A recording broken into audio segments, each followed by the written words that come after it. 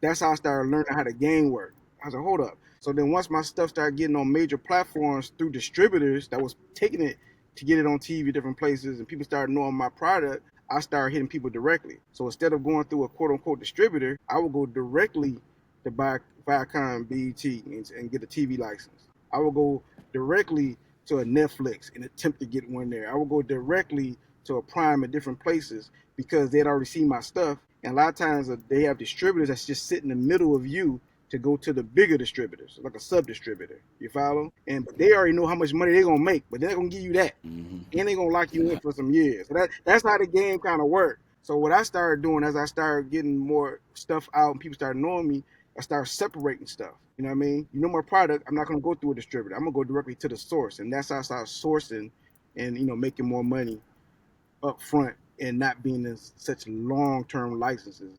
The other thing is, that those are distribution deals. The distribution will go out and license your film to a higher network or broadcast thing. Now the licenses, for instance, a lot of licenses that I would do with Viacom, they would be 3 years. Make money for 3 years. Okay. You know what I mean? Then they like it again. Hey, I want to license it for another 3 years. You follow? That's how Yeah. that game kind of works. And then guess what? At the end of it, if you own it, it comes right back to you. You still own it.